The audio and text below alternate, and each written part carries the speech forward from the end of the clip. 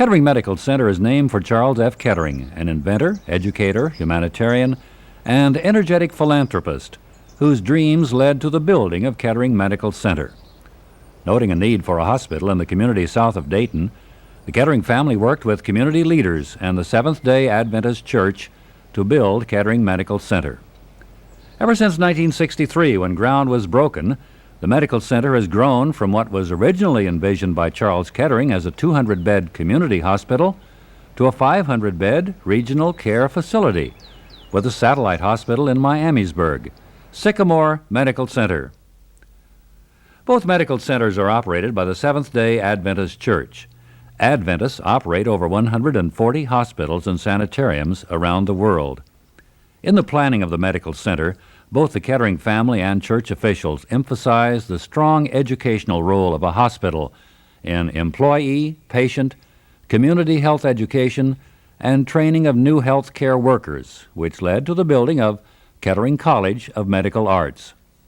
Although the hospital has no formal department of patient education, activities exist within nearly every patient care department, like diabetic education, pre- and post-operative instruction, cardiac reconditioning, total joint replacement, and pulmonary education. Television is a major component of this education. This television support is broken up into two areas: general health education and specific medical instruction. The leadership of KMC points out that television allows a far more comprehensive educational effort than could possibly be conducted by conventional methods. Furthermore, much of the technology required for distributing a closed-circuit patient television system was already in place by using the hospital's antenna system. Then, by adding several videotape players, some monitoring equipment, and modulators, the system was usable for educational purposes. The first effort in patient TV was of a general health education nature. An unused TV channel was chosen and named KMC TV. Since the average length of stay at Kettering is quite brief, a 7-day cycle of programming was thought adequate, and on March 3, 1975, KMC TV went closed circuit. Early skepticism and concern on who would control the content of the channel almost led to an early demise. But enthusiastic patient reception and the realization that the period of hospitalization is perhaps the best time to motivate a lifestyle change led to the expansion of KMC TV.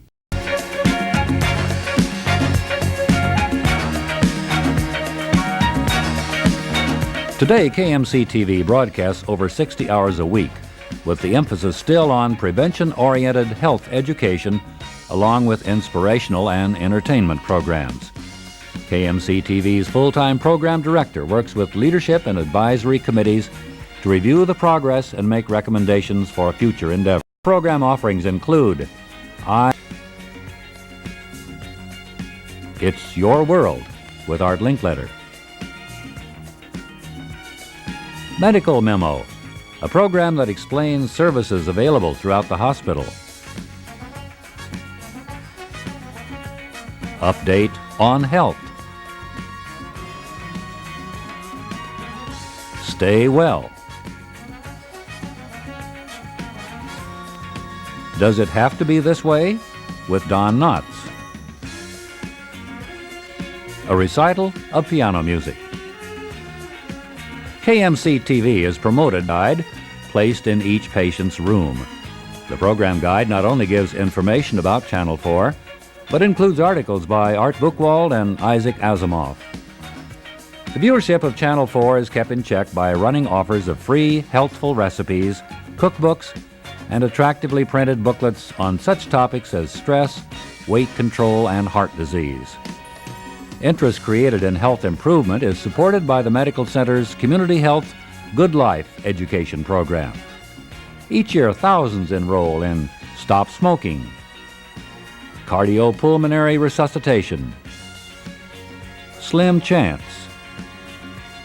Childbirth Education, Adventures in Dining, Health Information for Schools, Babysitting Classes, and KMC's exercise program.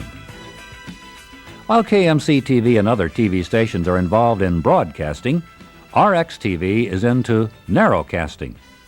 The prescription television service, RXTV Channel 12, is often satisfied with a viewership of 1 for some programs and a small group for others.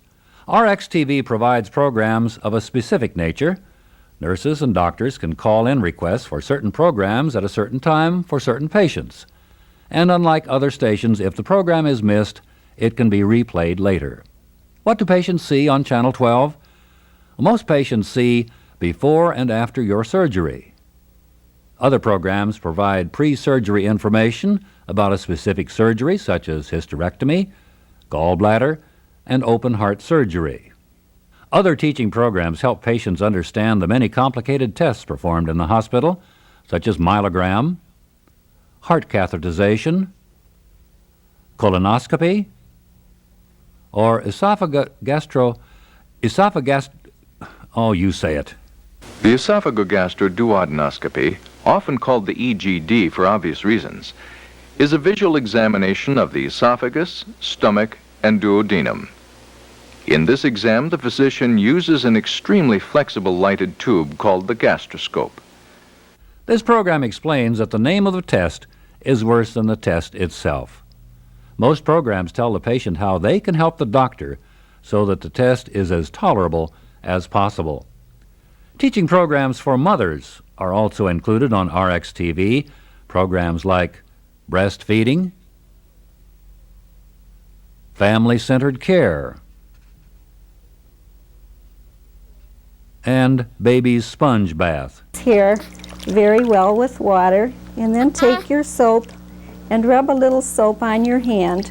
We don't like to put the soap directly on the baby's head because you get too much and it's hard to rinse off, and that could cause trouble.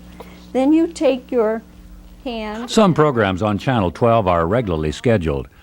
Every weekday at 11 a.m., a life-saving technique is shown, how to examine your breasts. Female patients are made aware of this very important program during the admitting interview, when the patient receives a prescription to tune into RXTV Channel 12. This prescription form is used widely to inform patients of other programs that have been scheduled just for them. By using television in a way that is directly related to the treatment plan, physicians are encouraged to include patient teaching programs on their orders, and by having other healthcare professionals who teach to record these teaching experiences on the patient chart. A full-time patient TV coordinator has been assigned to coordinate activities between the nursing staff, doctors, and Channel 12. The coordinator also promotes the use and proper utilization, along with researching purchases or the production of programs by the instructional media production crew. On both Channels 4 and 12, patients learn new healthful ways of living and simple lifestyle changes that can lead to more satisfactory health, and information that can help their current hospital visit be more tolerable. After several years' experience with various forms of patient education by television, Kettering Medical Center still remains favorable to the use of the media and plans to expand its television health education activities to include subscribers of cable TV and through interconnects to other public institutions and schools. KMC has also produced programs for use on local TV and cable channels. 90-second spots for Channel 22's evening program. Do you like to feel good all the time? Well, of course you do. The staff has also produced safety programs on home fire safety and rape prevention. The Instructional Media Department also assists in the production of employee educational and training programs through the Department of Educational Design. Subject matter for these programs range from new procedures or policies to basic employee training. Some of these programs are shown over KSE TV, Channel 11. Monitors are located throughout the hospital and classrooms close to work areas. This staff education channel is also used to broadcast seminars held in other classrooms in the hospital, or seminars brought in by satellite.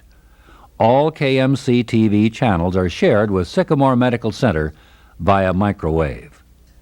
Many slide tape programs are also produced for both employee and community health education.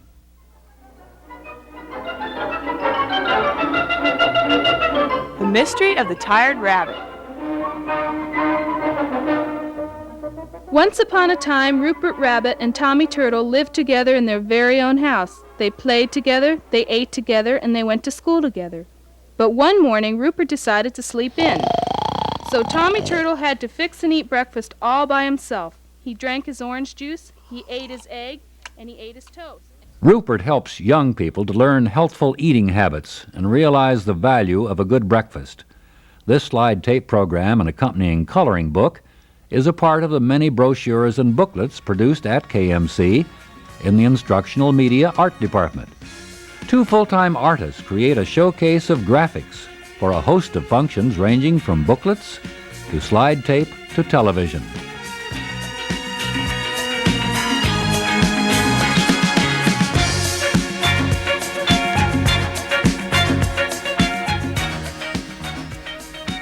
The Community Relations Department publishes 4 times a year the Caring magazine.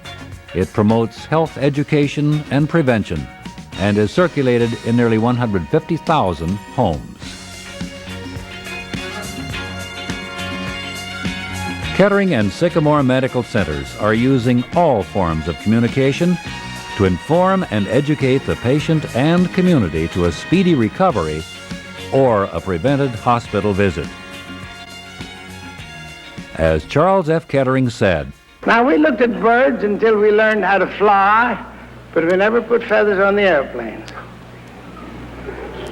In fact, with all of the skill of all the aeronautical engineers in the world, we couldn't make a feather today. And all of our engineers and all our science can't make a leaf. But we can do the same thing that happens in the leaf, but it won't look like a leaf. That's all I'm talking about. Somebody said, what do you think is going to happen to technology in the future? It's going to keep right on going, because when you know so little about anything that's going on in the world, somebody's going to find out something tomorrow. And that's why I said, if I was writing a book today, I'd say the title would be, Yes, but Tomorrow is Another Day.